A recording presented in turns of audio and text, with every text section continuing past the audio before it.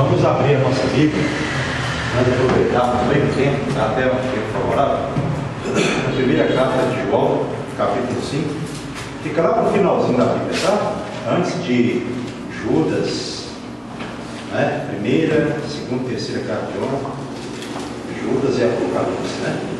Amém, mano. Olha isso. Primeira carta de João, último capítulo dessa carta, capítulo 5, versículo de número 1 em diante. Quando vocês acham, né? Eu vou já orando para a gente ganhar tempo. Pai, te agradecemos por mais um domingo, mais uma noite na presença do Senhor, por cada irmão que aqui se encontra, até por aqueles que por algum motivo não puderam vir. Ó Deus e Pai, que neste momento agora o Senhor me dê a graça para que eu possa estar pregando a Tua palavra, segundo aquilo que o Senhor colocou no meu coração, para que a amada igreja continue sendo edificada com a palavra oficial da noite, em nome de Jesus. Amém. E graças a Deus.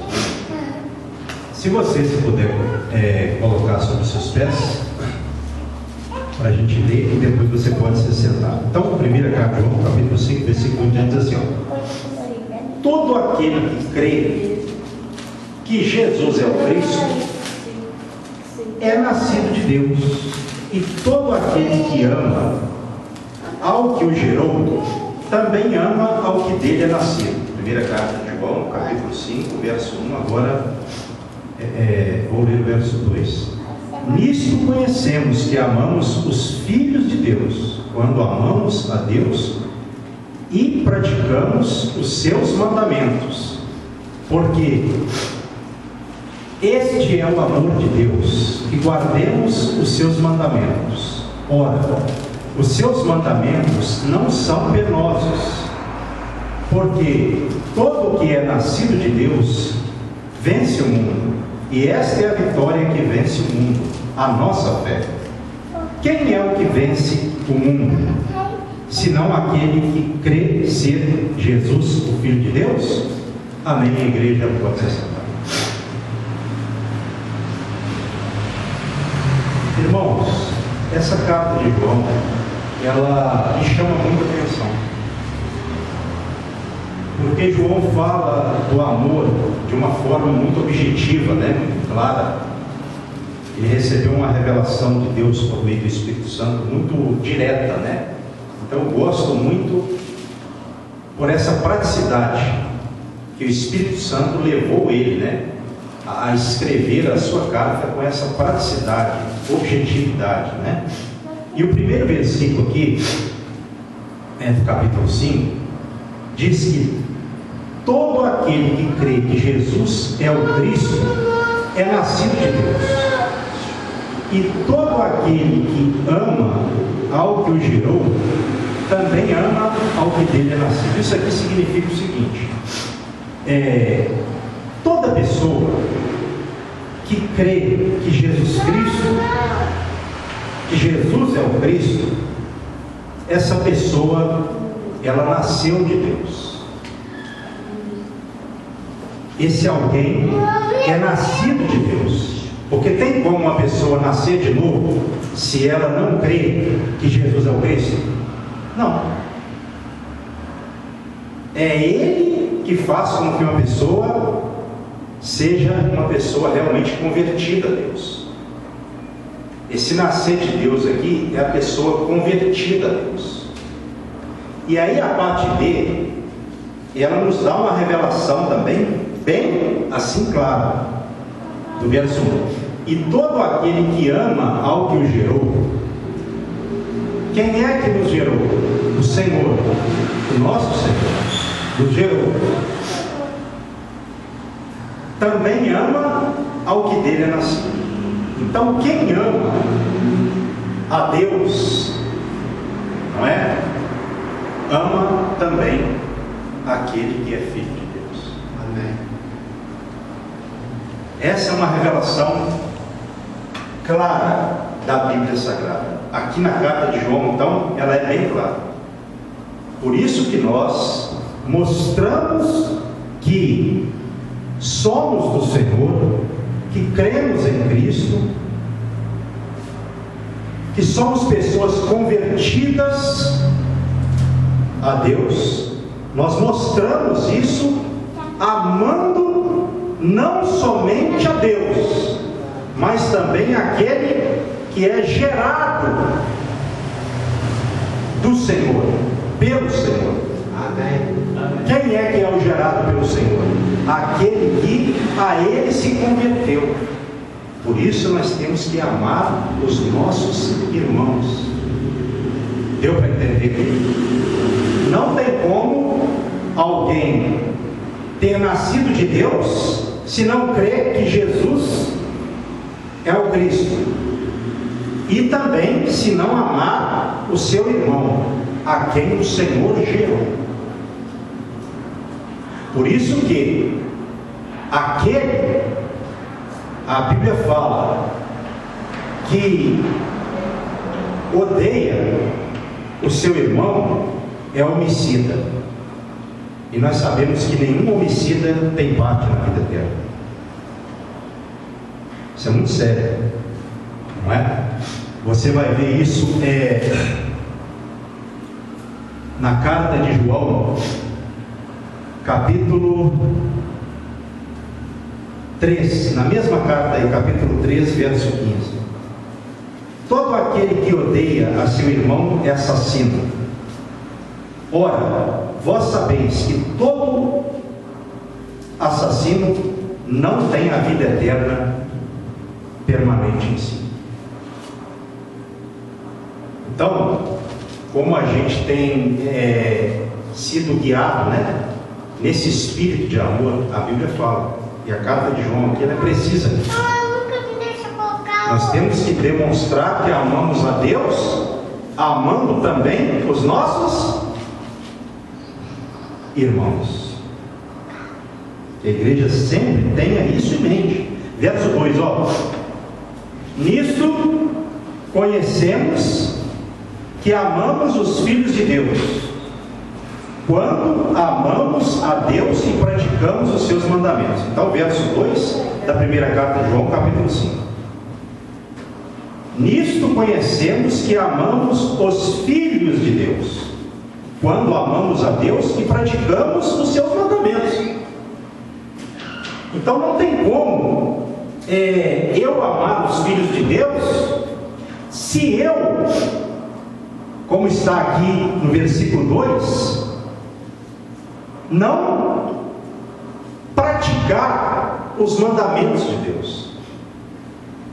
Se eu não praticar os mandamentos, eu não amo a Deus e nem amo também ao Filho de Deus, ou os filhos de Deus. Uma outra coisa que é uma evidência de que eu amo a Deus é os mandamentos praticados por mim. Tem como a pessoa amar a Deus e não praticar os seus mandamentos? Isso é uma contradição. Alguém pode pensar assim, mas tem muitas pessoas assim no meio religioso. Pois é, falta de Bíblia. Essa é a questão. Deus não quer um relacionamento superficial, um relacionamento assim, distante, apenas guiado por uma simpatia. Deus quer amor, e para amar a Deus tem que praticar a sua palavra, os seus mandamentos. Nós podemos ver isso em várias partes da Bíblia Sagrada. Verso 3: porque este é o amor de Deus, que guardemos os seus mandamentos. Olha só, porque este é o amor de Deus, que guardemos os seus mandamentos. Ora, os seus mandamentos não são penosos, não são pesados. Pastor, mas servir a Deus é difícil. Está falando aí que guardar os mandamentos é algo leve, não é algo pesado? Por isso que a gente tem que interpretar. Por que os mandamentos não são pesados para os servos de Deus? Não que são fáceis de se praticar, lógico que não.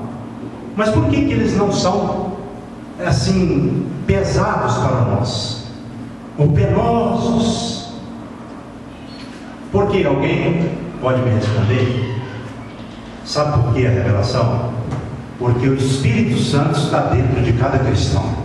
Por isso ele vai obedecer a Deus de coração, ele vai amar a Deus de coração e não vai ficar reclamando, achando pesado servir a Deus.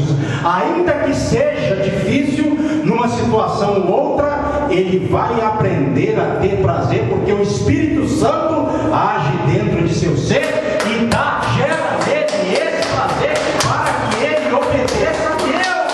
Olha que maravilha! Então a explicação é: não são penosos, porque o Espírito Santo nos dá essa capacidade para que nós sempre possamos obedecer os mandamentos. Por que tem gente que fala: nossa, tão difícil servir a Deus, a palavra é algo estreito, é muito difícil? Mas quem nos ajuda a cumprir a palavra do Senhor? O próprio Senhor em nós, o Espírito Santo.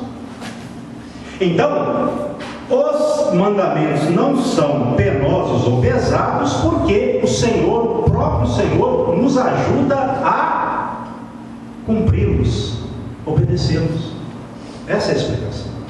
Ele nos dá a capacidade, evangelista, para que nós cumpramos. Isso não vem de nós. Então, deu para a igreja entender? Não é que é algo fácil, mas se torna suportável e até agradável. O fardo fica leve. Exatamente. Porque quem não tem prazer também nos mandamentos de Deus? Me fala. Se a pessoa não tem alguma coisa errada. Tem ou não tem? É por isso que tem pessoa que tem que rever os seus conceitos. Poxa, por que eu não estou tendo prazer em aprender a palavra, ler a palavra, meditar? Se a Bíblia fala que isso é algo tão prazeroso, né? É simbolizado lá pelo mel, né? E tudo mais, nós podemos dizer que a palavra de Deus é mais doce do que o mel, como disse, me parece que o salmista. Por que ele disse isso? Por causa do prazer que ele tinha em aprender a palavra. Não é?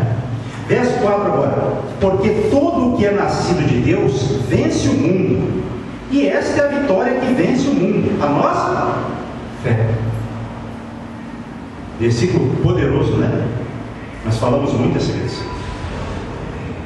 Todo que é nascido de Deus, que é convertido a Deus, pertence a Deus, vence o mundo.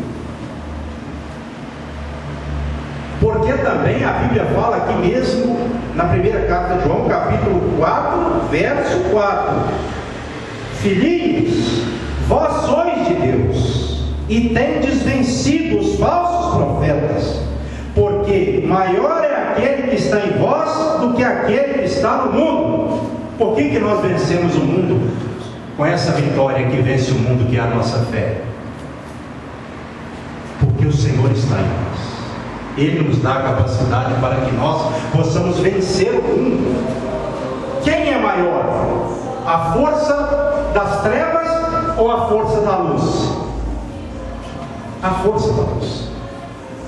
Então toda pessoa que tem essa fé em Deus, tem Deus dentro de seu ser. Por isso, essa pessoa torna-se indestrutível. Nada pode destruir uma pessoa que tem Deus dentro de seu ser. É uma promessa da Bíblia Sagrada. Então nós não vamos vencer o mundo com as suas perversões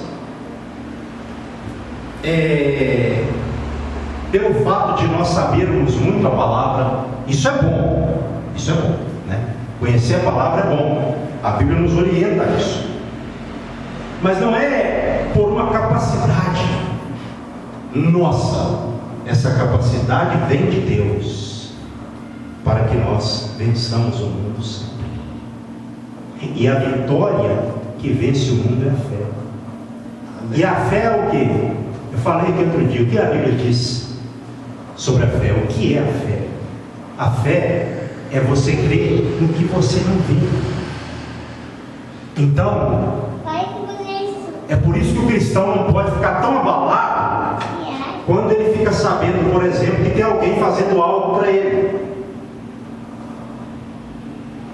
Como, por exemplo, um trabalho de feitiçaria para te matar, voodoo, ou qualquer outro tipo de trabalho.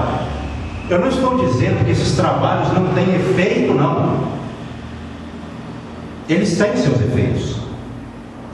Só que, contra o servo de Deus, o trabalho vem, mas ele vem e cai por terra. Porque Deus está na vida do servo. Amém. Então todo crente tem que ter essa alegria. Nós não estamos aqui na igreja competindo para ver quem sabe mais ou menos, quem sabe fazer isso ou aquilo melhor, não. O importante é ter fé. É ter fé. Porque é a fé que faz com que a pessoa vença o mundo. Maravilha. A vitória que vence o mundo é a nossa fé. Como eu vou vencer o mundo? Tendo fé no Senhor. E quem tem fé não vai abandonar a Deus, não vai largar, não vai deixar a igreja. Eu não estou falando, já veio o pastor com essas mensagens da igreja, não. Eu sempre falo da igreja como a Bíblia diz, fala sobre ela. A igreja é de Jesus, consequentemente de Deus. E quem está na igreja, azar do diabo. Quem está realmente na igreja, ali crendo, praticando. O diabo vai tentar essa pessoa? Vai. O mundo, com todas as suas tentações, ele vai sempre tentar a pessoa, vai tentar. Mas a pessoa, por essa fé que ela tem, ela vai vencendo. Ela vai vencendo. Pastor, mas tem dia que a gente peca? Peca, com certeza. Não estou dizendo sobre isso, não. Porque todo cristão peca também. Mas uma coisa é pecar, outra coisa é viver no pecado. E João fala isso aqui. Olha só, no mesmo livro ou carta, né? Capítulo de número 3, verso 6. Todo aquele que permanece nele não vive pecando. Todo aquele que vive pecando não o viu nem o conheceu. Então, nós permanecemos no Senhor e por isso nós não vivemos pecando. Nós pecamos. Crente peca. Quem não é crente vive pecando.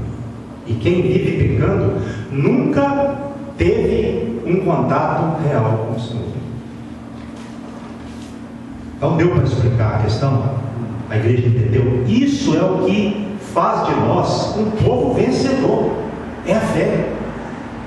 Então naquele dia, por exemplo, da grande salvação, que é alcançada por meio da fé, ninguém vai ser salvo por outra coisa que não seja a fé exercida durante o período da vida.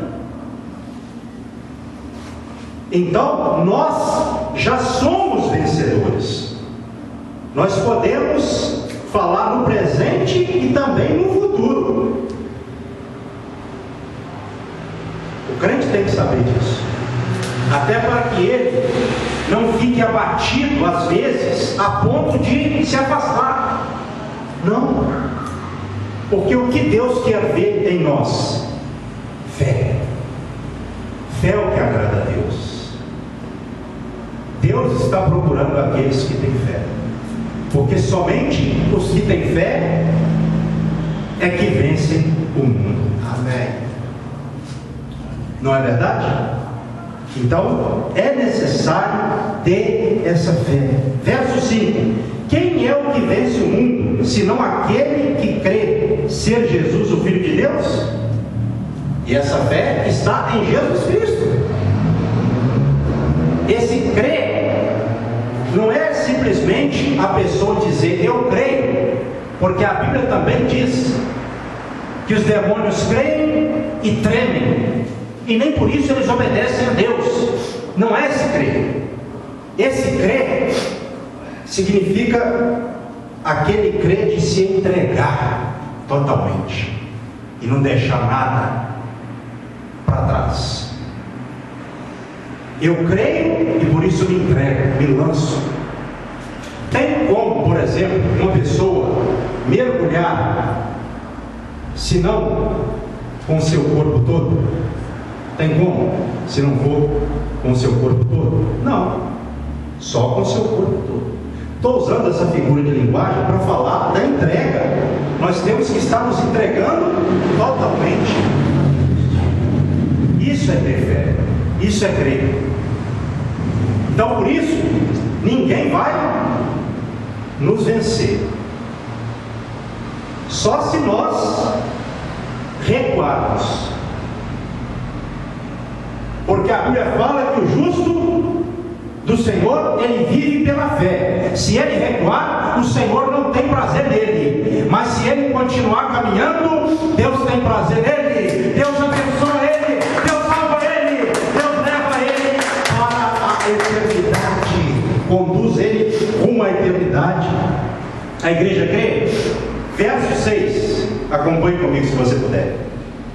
Este, primeira carta de João, capítulo 5, é aquele que veio por meio de água e sangue, Jesus Cristo, não somente com água, mas também com a água e com sangue. E o Espírito é o que dá testemunho, porque o Espírito é a verdade. Então, quando diz aqui que Jesus, não é? Ele veio por meio da água e sangue, significa o quê? O seu batismo, porque ele também batizou nas águas, foi batizado pelo profeta João Batista no Rio Jordão. E quando fala o sangue, fala de sua morte, seu sangue vertido na cruz do Calvário pelos nossos pecados. E quem dá o testemunho, testifica disso? O Espírito Santo. E o Espírito Santo é a verdade, a testemunha irrefutável, a verdade, a testemunha verdadeira, o Espírito da verdade. Vamos continuar, verso 7. Pois há três que dão testemunho no céu: o Pai, a Palavra e o Espírito Santo. Esses três são um, ou estes três são um. Então, quantos dão testemunho, como fala aqui o versículo 7 no céu? O Pai, Deus. A Palavra, Jesus Cristo, porque Jesus é a Palavra. O Verbo se fez carne. Lá em João, o Verbo é a Palavra, não é? E nós sabemos também que a Palavra de Deus, ela dá testemunho do Senhor, né? Com certeza absoluta. E o Espírito Santo. Estes três são um, que dão testemunho no céu. Maravilhoso, né? Então nós podemos ver aqui que o Pai, a Palavra, que no caso aqui pode ser entendida como Filho, e o Espírito, os três são um, trabalham no mesmo propósito, dão o mesmo testemunho no céu. Deu para ficar claro? Deu para entender? Verso 8. E três são os que testificam na terra: o Espírito, a água e o sangue. E os três são unânimes num só propósito. Então o mesmo Espírito que dá testemunho no céu, também na terra. São três os que testificam na terra também: o Espírito, como está escrito aqui no verso 8, a água por quê? Toda pessoa que quer ser salva, ela tem que ser batizada nas águas, porque o próprio Cristo foi batizado na água, como eu falei agora há pouco. E o sangue, porque Cristo, ele veio e sofreu, demonstrando isso com a sua morte, que foi uma morte de sangue na cruz do Calvário. Deu para entender isso? Esses três testificam na terra: o Espírito, a água e o sangue. E eles são unânimes num só propósito. É por isso, irmãos, que batismo nas águas não é qualquer coisa. Com relação à pessoa que nunca se batizou, ou com relação àquela pessoa, porque hoje tem muitas pessoas assim na internet, vocês sabem disso, dizendo que o batismo é simbólico, não salva. Meus irmãos,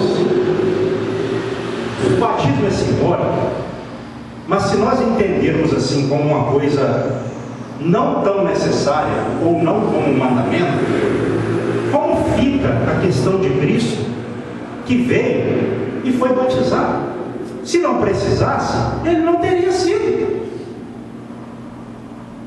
E nós somos discípulos de quem? De Jesus. Se ele, que é o Cristo, sem pecado, batizou, nós temos que estar batizando também. Por exemplo, se a gente analisar na própria Bíblia isso, no primeiro século, as pessoas eram identificadas como cristãs, homens discípulos do Senhor, pelo batismo.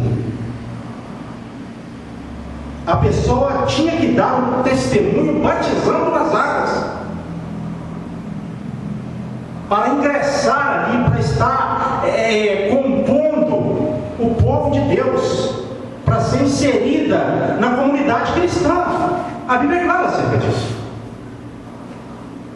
Então nunca vá por essas ideias. Batismo é simbólico, Santa Ceia também, etc. Não. São mandamentos do Senhor. Se não precisasse desse mandamento, ou desses que eu acabei de narrar aqui, tanto batismo como também Santa Ceia, não estariam eles na palavra. Cristo batizou, ele foi batizado, ele instituiu a Santa Ceia, ele inaugurou a Santa Ceia. Então, não dá para ser seguidor de Cristo se não cumprir esses mandamentos, esses ensinamentos. Olha a força desses versículos aqui. O céu testemunha, não é? Tem 3 lá no céu que dão testemunho: o Pai, a Palavra, o Filho e o Espírito. E aqui na terra, o Espírito, a água e o sangue. E nós estamos envoltos, nós estamos envolvidos nessa mensagem do Senhor, e não abrimos mão, porque nós cremos. Certo? Versículo de número 9. Se admitirmos o testemunho dos homens, o testemunho de Deus é maior. Ora, este é o testemunho de Deus que ele dá acerca do seu Filho. Irmão, se nós recebemos o testemunho de homens que às vezes falham, né? Quanto mais temos que receber o testemunho de Deus que ele dá acerca de seu Filho. Não é? Verso 10. Antes de entrar no verso 10, tem muita gente que recebe testemunho de homem, mas não recebe de Deus. Por isso, vai perder o que Deus tem. Acredita em homens que às vezes falham, mas não acreditam em Deus. Isso é grave, tá? Verso 10. Aquele que crê no Filho de Deus tem em si o testemunho. Meu Deus! Quem crê em Jesus Cristo tem em si o testemunho, irmão Jesus. Então cada um de nós tem em si o testemunho. E não deixe ninguém tirar esse testemunho do seu ser. Ninguém. É o testemunho que você tem, é a garantia que você tem. Esse testemunho de Deus em você. Quem tem esse testemunho não abre mão, porque é o testemunho de Deus. Continuando. Verso 10 aí. Depois do ponto. Aquele que não dá crédito a Deus o faz mentiroso, porque não crê no testemunho que Deus dá acerca do seu Filho. Então, ou a pessoa crê ou ela não crê. Se ela crê, ela recebe o testemunho de Deus. Se ela não crê, ela está fazendo de Deus mentiroso. E nós sabemos que Deus não é mentiroso. Mentirosa é a pessoa, e ela vai com a sua mentira e tudo para a condenação dela, porque não recebeu o testemunho de Deus. Isso é grave, né? Verso 11. E o testemunho é este, explica, que Deus nos deu a vida eterna, e esta vida está no seu Filho. Oh glória! Amém. O testemunho é o que está aqui, o que Deus fez por nós, que Deus nos deu a vida eterna, e essa vida está no seu Filho. O testemunho de Deus é a vida eterna que está em Jesus Cristo, nosso Senhor. Verso 12. Aquele que tem o Filho tem a vida, aquele que não tem o Filho de Deus não tem a vida. Pronto, finalizou. Jesus é tudo. Tem pessoa que acha que crente é até assim, problemático, tem problema mental ou espiritual, fala tanto de Jesus, né? Mas não, Jesus, Ele é a vida eterna. Quem tem o Filho de Deus tem a vida. Quem não tem Jesus não tem a vida, porque Jesus é a vida, e a vida eterna, a verdadeira vida está em Jesus Cristo, nosso Senhor. É por isso que eu gosto, irmãos, de coração, de evangelizar. Sabe, irmãos, eu gosto, porque quando a gente está falando de Jesus, olha só que palavra, irmãos, é uma das mensagens da Bíblia, é uma das que falam sobre a soberania de Jesus Cristo, a superioridade de Cristo. Por isso que as pessoas precisam, a igreja precisa de estar evangelizando, sempre no intuito de convencer as pessoas, de levá-las a Cristo. Porque se as pessoas receberem a Cristo, elas recebem a vida, a eternidade. Então todo pregador, né, é lógico, hoje eu não vou fazer apelo aqui, porque não tem ninguém aqui que ainda não aceitou a Cristo, todos já aceitaram, graças a Deus. Mas quando a gente está pregando para pessoas que a gente não conhece, a gente tem que pedir a Deus: Senhor, usa os meus lábios para que sejam lábios evangelísticos, com o poder da palavra, para que a palavra procedida dos meus lábios alcance corações que precisam da vida, porque quem não tem a vida está na morte. A pessoa pode ter tudo, ela pode ter fama. Quantos aí tem fama, são, né, conhecidos mundialmente, tem dinheiro, não tem nem mais onde colocar, de tanto que tem.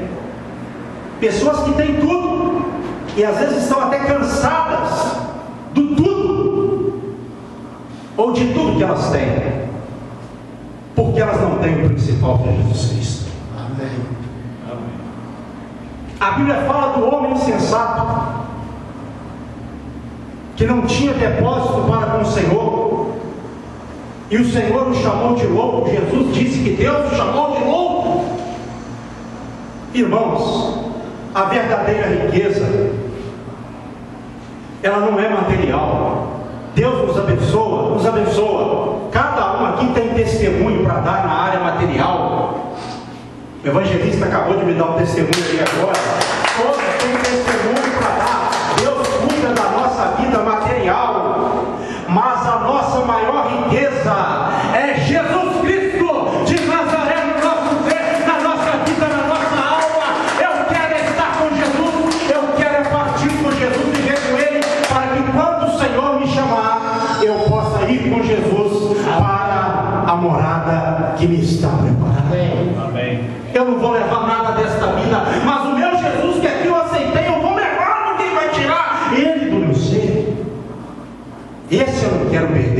irmãos. Amém. Esse eu tenho que todo dia estar mantendo comunhão com Ele por meio do Espírito Santo, que testifica de Cristo.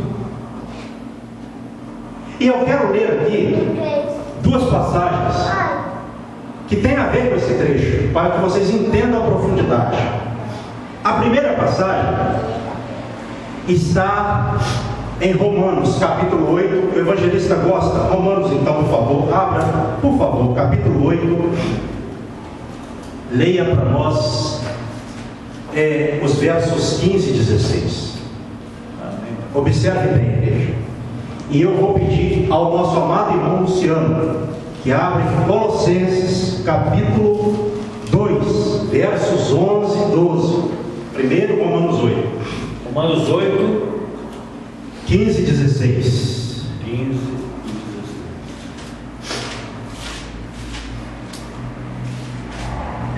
Romanos 8, 15.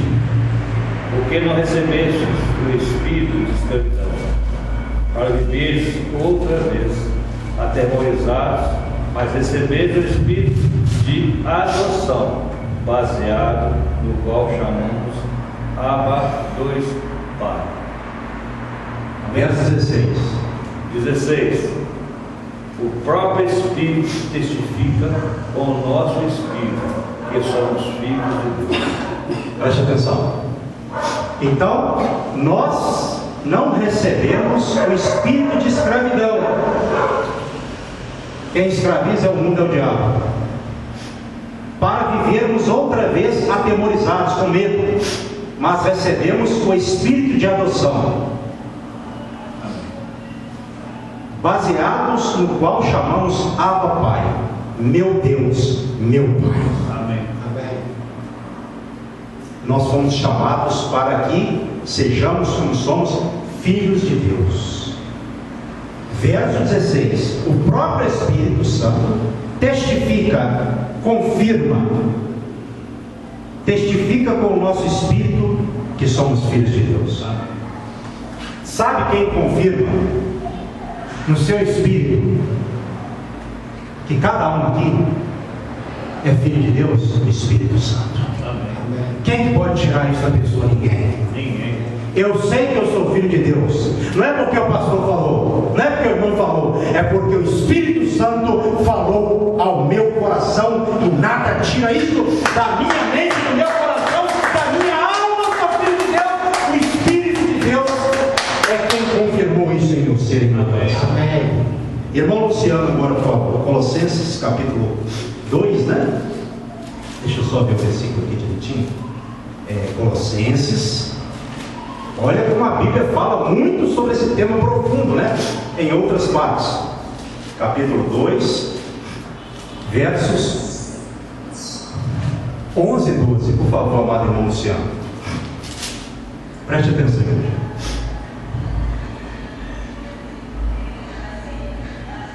Colossenses 2, versos 11 e 12. Karina, nosso irmão Luciano está com um probleminha na garganta. Leia, por favor. Não? Pode ler. Leia, por favor, porque ele está com um probleminha na garganta. Ele está... Qual versículo? Colossenses 2, versos 11 e 12. E eu vou encerrar, tá, irmãos? Nele também foste circuncidados, não por intermédio de mãos, mas pelo despojamento do corpo da carne, que é a circuncisão de Cristo. Amém. Vou explicar depois você finaliza. Então, essa circuncisão foi feita em nós por mãos humanas. A circuncisão era feita no menino hebreu após o nascimento, ao 8º dia após o nascimento, era feita a cirurgia, a circuncisão. Só que aqui é figuradamente para nós a circuncisão de Cristo, não é? Qual que é a circuncisão de Cristo? É aquela que faz de você uma nova pessoa, um novo ser. Então, entende? A circuncisão lá era uma marca da aliança que Deus fez. Hoje, essa marca está no seu coração, na sua mente. Amém. Quem faz é Cristo na pessoa do Espírito. Amém, igreja? Verso 12. Tendo sido ressuscitados, juntamente com ele no batismo, no qual igualmente fostes ressuscitados mediante a fé no poder de Deus, que ressuscitou dentre os mortos. Amém. Então, olha só. Tendo sido sepultados juntamente com ele no batismo. Por que a gente faz aquele movimento de descer e subir?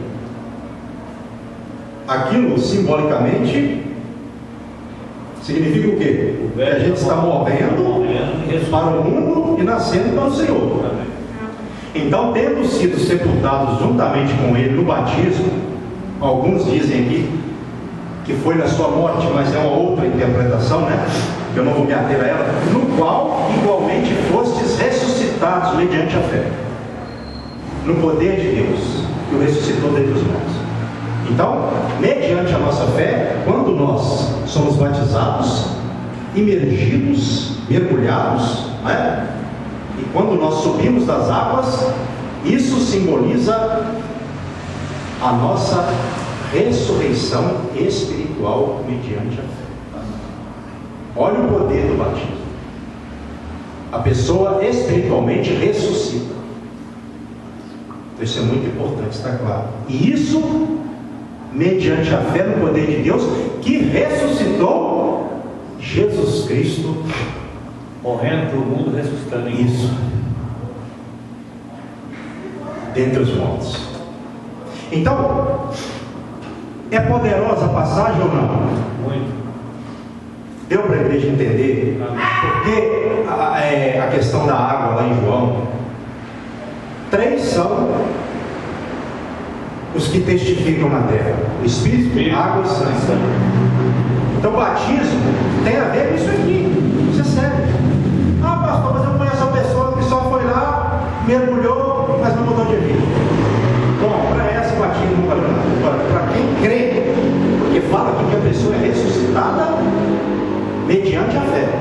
Se ela faz com fé, o batismo tem efeito de salvação sobre a sua vida, de ressurreição. Agora, se ela não crê, é um mergulho. Está vindo no meu coração, além da semeadura do pastor. Terra fértil. Exatamente, tem muitos que se batizam, mas a terra é uma terra improdutiva. Infértil. Não tem jeito. Então aí não é questão do batismo nem da palavra, e nem do Senhor, porque precisa de acontecer na mente e no ser da pessoa. Ela precisa de crer. Se ela não crer, como ela vai receber a palavra para a salvação, o mandamento para a salvação? Porque tudo que Cristo fez, Ele fez de forma cabal, completa. Ele não deixou nada para trás.